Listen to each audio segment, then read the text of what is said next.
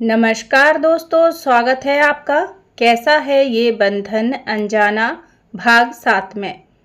कहानी को विस्तार से समझने के लिए कहानी के पिछले भागों को जरूर सुनें। अगर कहानी पसंद आए तो वीडियो को लाइक करें और अगर अभी तक आप लोगों ने हमारे चैनल को सब्सक्राइब नहीं किया है तो चैनल को सब्सक्राइब करें और कमेंट में ज़रूर बताएं कि आज का एपिसोड आपको कैसा लगा। कहानी अपलोड करने में देरी हुई उसके लिए दिल से क्षमा चाहती हूँ। मुझे पूरा भरोसा है कि आप लोग मेरी मजबूरी को ज़रूर समझेंगे। मुझे कुछ दिनों के लिए बाहर जाना पड़ा था, इस वजह से कहानी नहीं लिख पाई और कहानी अपलोड करने में देरी हो गई। सॉरी। तो चलिए दोस्तों, कहानी शुरू करते हैं। जय श्री कृष्णा, राधे राधे। अपने कमरे में आकर सबसे पहले नंदिनी ने मोहित को फ़ोन लगाया। पहली बार रिंग जाने पर फ़ोन रिसीव नहीं हुआ। जब मोहित ने फ़ोन नहीं उठाया तो नंदिनी को मोहित की चिंता सताने लगी और उसके मन में बुरे ख्याल आने लगे। वो सोचने लगी, नंदिनी क्या बात है, मेरा दिल बहुत घबरा रहा है। मोहित ने कभी ऐसा नहीं किया कि मैं फ़ोन लगाऊं और वो ना उठाए। श्वेता ने कहीं कुछ कहा तो नहीं, पता नहीं वहाँ क्या हुआ होगा। कहीं उस जिद्दी श्वेता ने मेरे भाई के साथ कुछ किया तो नहीं। ऐसा नहीं हो सकता, ये सोचकर वो फटाफट मोहित को दोबारा फ़ोन लगाती है। तो इस बार मोहित फ़ोन उठा लेता है। मोहित, हेलो दी, कैसी हो आप? वो मेरा फ़ोन साइलेंट था इसलिए फ़ोन नहीं उठा पाया। आप बताइए, आप कैसी हो? कहीं उस देवखुराना ने आपसे बदतमीजी तो नहीं की? आप बिल्कुल चिंता मत करना, अगर उसने आपको कुछ भी कहा ना तो मैं उसे अच्छा सबक सिखाऊंगा। आपने नाश्ता किया कि नहीं? आप ठीक है ना दी? दी, आप बोलती क्यों नहीं? इस तरह फ़ोन पर अपने भाई की आवाज़ सुनकर नंदिनी के दिल ने राहत की सांस ली। मोहित ने तो एक ही सांस में इतने सवाल पूछ डाले कि नंदिनी को तो बोलने का मौका ही नहीं मिला। नंदिनी मुस्कुराते हुए अपने भाई की बातें सुनती रही। उसे अपने भाई की बातें सुनकर हंसी आ गई और वो खिलखिलाकर हंस पड़ी। मोहित, मैं कब से बकबक किए जा रहा हूँ और आप हो कि मेरे एक भी सवाल का जवाब नहीं देती और ऊपर से हंस रही हो।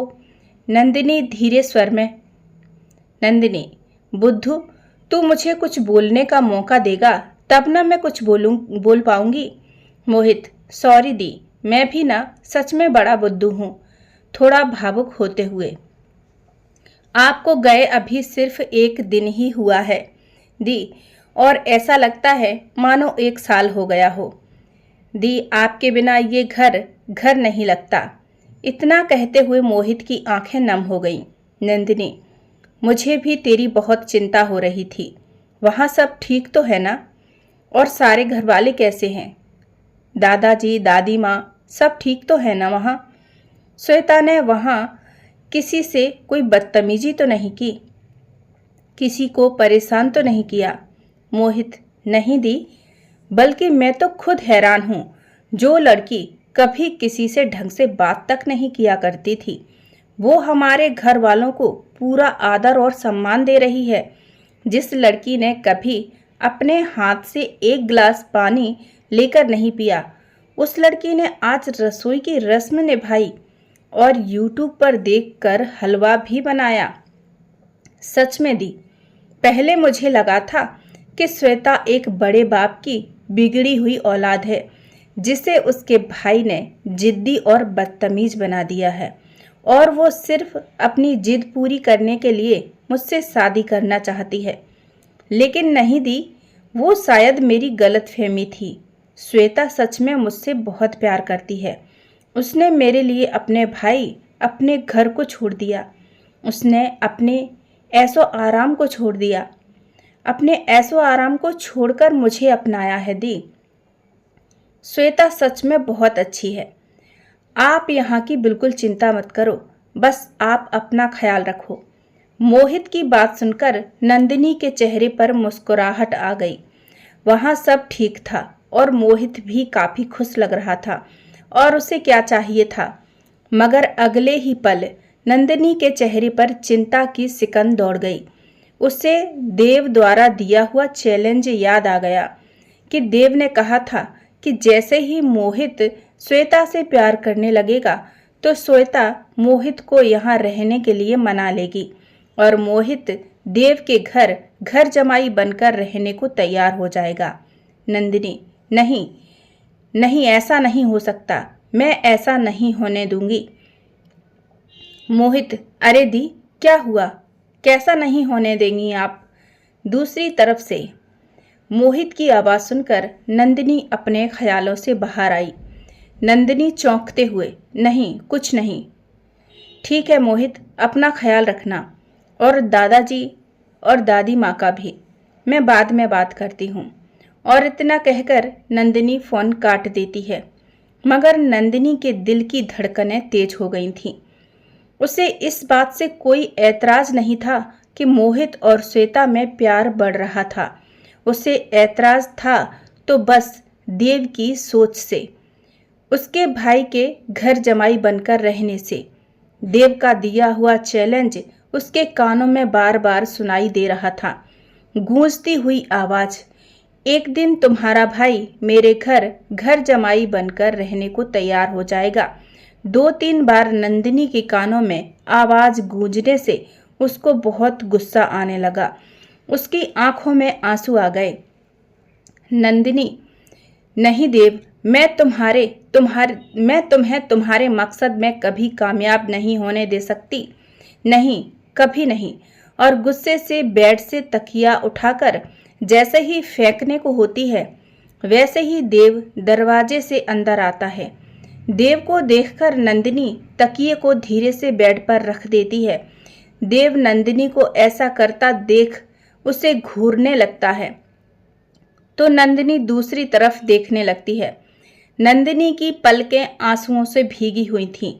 देव नंदिनी के नजदीक आकर सख्त लहजे में बोला, देव, ये अभी तुम क्या करने वाली थी? क्या करने वाली थी तुम?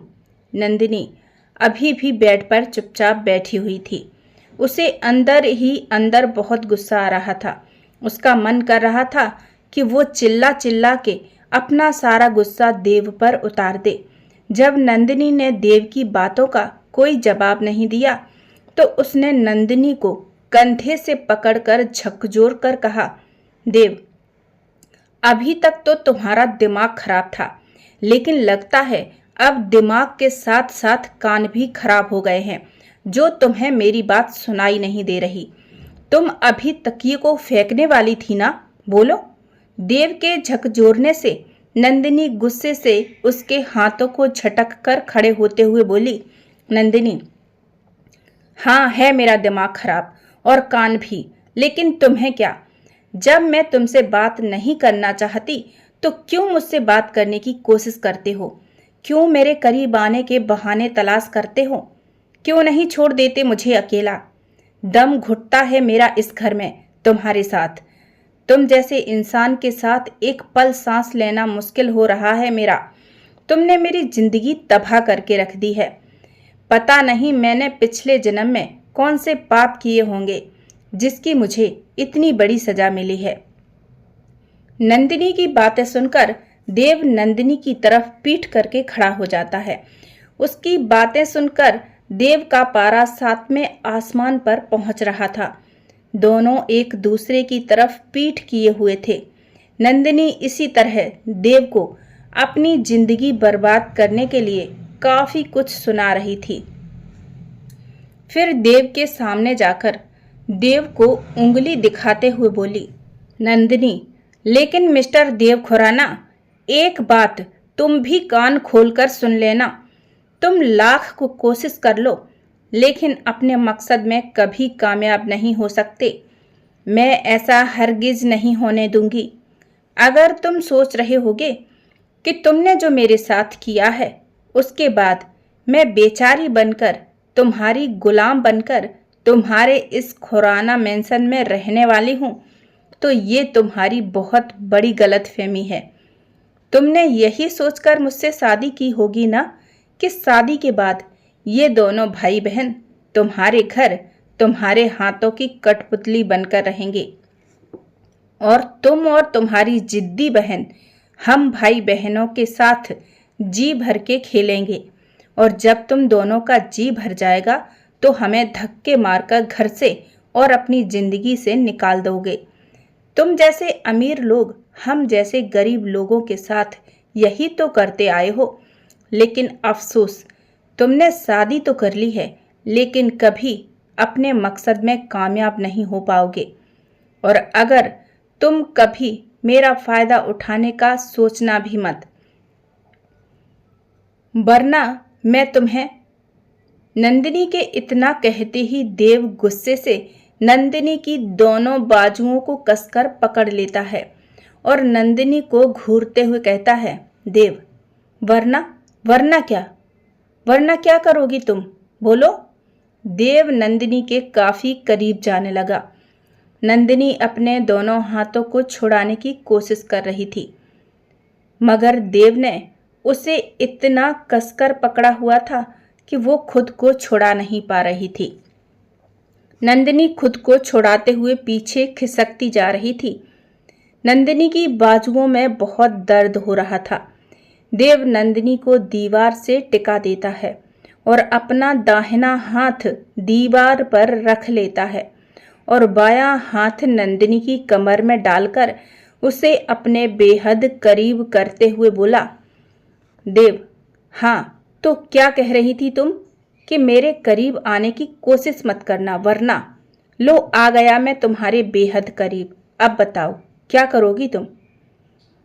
देव नंदिनी के चेहरे के करीब अपना चेहरा करके उसकी आंखों में आंखें डालकर बात कर रहा था। देव की इस हरकत से नंदिनी की धड़कनें तेज हो गईं। उसके होंठ कांपने लगे। उसका मन कर रहा था कि वो देव को धक्का मारकर खुद से दूर कर दे, मगर देव की पकड़ नंदिनी पर इस कदर कसी हुई थी कि वो खुद को हिला भी नहीं पा रही थी।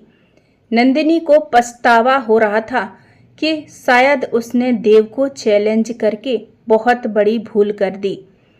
नंदिनी कांपती हुई आवाज में देव से बोली, दूर हटो मुझसे, ये क्या कर रहे हो आप, छोड़ो मुझे। नंदिनी की बात सुनकर देव के होंठों पर मुस्कुराहट आ गई और नंदिनी पर अपनी पकड़ और कस देता है और नंदिनी को डराने के लिए अपने होंठ नंदिनी के होंठों के नजदीक ले जाने लगा। जब नंदिनी ने देव को ऐसा करते हुए देखा तो अपनी दोनों आंखों को कसकर बंद कर लिया। देव के होंठ नंदिनी के होंठों को छूने ही वाले थे कि तभी देव की नज़र नंदिनी की बाजुओं पर गई, जिस पर देव की उंगलियों के निशान साफ नजर आ रहे थे, क्योंकि नंदिनी ने स्लीवलेस ब्लाउज पहना हुआ था। जब देव ने ये देखा तो नंदिनी से उसकी पकड़ ढीली हो गई। उसे एहसास होता है कि उसने नंदिनी के साथ बहुत गलत किया है और वह झट से नंदिनी से दूर हो जाता है और नंदिनी की तरफ पीठ करके खड़ा हो जाता है। जब नंदिनी को महसूस होता है कि देव ने उसे छोड़ दिया है तो वह अपनी आंखों को खोल लेती है और वहीं बैठकर अपने घुटनों में अपना सर रखकर रोने लगती है। देव नंदिनी की रोने की आवाज़ सुनकर पीछे मुड़कर देखने लगता है तो नंदिनी घुटनों में अपना सर रखकर रो रही होती है। देव नंदिनी को रोता देख डोर से कुछ ढूंढने लगता है, फिर नंदिनी के पास आकर मरहम नंदिनी के हाथ पर लगाता है। नंदिनी देव को ऐसा करता देख आश्चर्य में पड़ जाती है और देव को एकटक देखने लगती है और मन ही मन सोचने लगती है कि खुद ही जख्म देता है और खुद ही मरहम लगाता है। इस इंसान के कितने चेहरे हैं, समझ पाना मुश्किल है। देव खुराना, तुम कितना भी अच्छा बनने का नाटक कर लो, लेकिन हकीकत तो ये है कि तुम जैसा इंसान कितना भी अच्छाई की चादर ओढ़ ले, लेकिन कभी अच्छा नहीं हो सकता। नंदिनी देव के बारे में यही सब सोचती रही और देव नंदिनी के हाथों पर मरहम लगाता रहा। देव नंदिनी से धीरे से बोला, जब दर्द हो रहा था तो मुझे बता सकती थी, वैसे तो बहुत लंबी जबान है।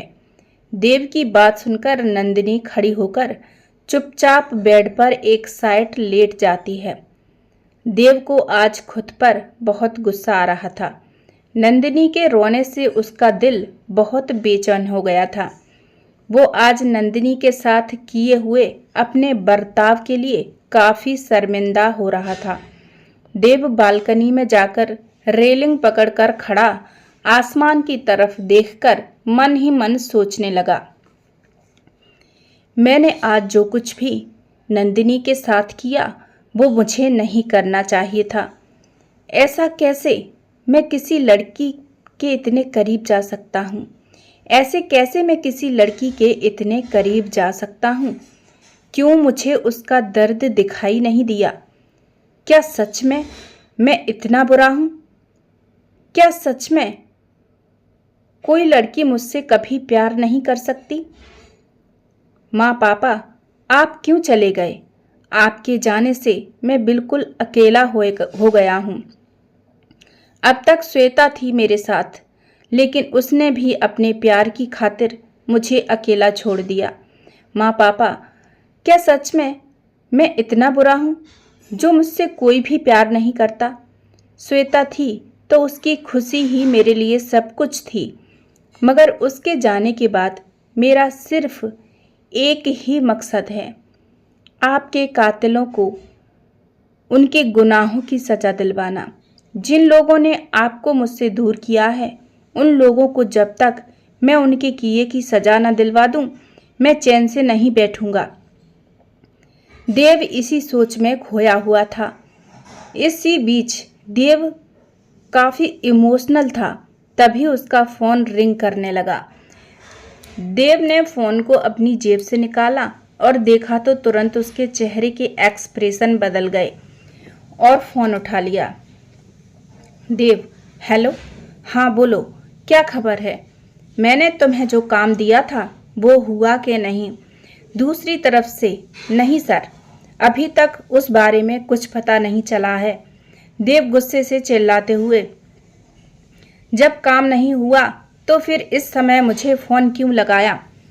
फोन वाला आदमी, सर अभी पूरा सच तो नहीं पता चल सका, मगर इतना जरूर पता चला है कि जो आपके माता पिता की मौत का जिम्मेदार है वो आपके ही घर में है और वो शख्स आपको भी नुकसान पहुंचा सकता है, इसलिए आपको चौकन्ना रहना चाहिए। बस यही बताने के लिए आपको फ़ोन किया। देव, ठीक है, मैं ख्याल रखूंगा। तुम बस जल्द से जल्द यह पता लगाने की कोशिश करो कि वो कौन है। दूसरा आदमी, जी सर, मैं अपनी पूरी कोशिश करूंगा, कहकर फ़ोन काट देता है। देव कमरे में आता है और अपनी नाइट ड्रेस लेकर चेंजिंग रूम में चेंज करने चला जाता है। देव कपड़े चेंज करके आता है तो उसकी नज़र नंदिनी पर पड़ती है, जो कि बेड पर गहरी नींद में सो रही थी। देव बेड से तकिया उठाकर सोफे पर लेट जाता है। सोफे पर लेटकर जैसे ही वो करवट लेता है तो उसे सुबह वाली बात याद आ जाती है। सुबह नंदिनी ने उससे कहा था, देव खुराना, अब तो आदत डाल लो सोफे पर सोने की, क्योंकि बेड पर तो मैं सोऊंगी। ये याद आते ही देव का दिमाग फिर से घूम गया और वो मन ही मन बोला, देव, नंदिनी राजपूत, ये घर मेरा है और इस घर की हर चीज़ पर मेरा हक है, इसलिए ये बेड भी मेरा है, इसलिए मैं तो बेड पर ही सोऊंगा। ये सोचते ही देव बेड की दूसरी साइड लेट जाता है और कहता है, बड़ी आई मेरे बेड पर कब्जा करने वाली, मैं तो यहीं सोऊंगा, जिसे सोना हो सोफे पर वो सो जाए। नंदिनी इस कदर गहरी नींद में थी कि उसे खबर ही नहीं थी कि देव भी बेड पर लेट गया है। तो दोस्तों, क्या होगा? जब नंदिनी की आंख खुलेगी। देव और नंदिनी का झगड़ा होगा या प्यार बढ़ेगा, जानने के लिए सुनते रहिए कहानी कैसा है ये बंधन अनजाना। दोस्तों, अगर आप लोगों को हमारी कहानी पसंद आए तो वीडियो को लाइक करें और अभी तक आप लोगों ने हमारे चैनल को सब्सक्राइब नहीं किया है तो सब्सक्राइब जरूर करें। और दोस्तों, कहानी अपलोड करने में देरी हो जाती है, उसके लिए फिर से मैं आप लोगों से तहे दिल से क्षमा चाहती हूँ। तो दोस्तों, मिलते हैं कहानी के अगले एपिसोड में। तब तक के लिए जय श्री कृष्णा, राधे राधे।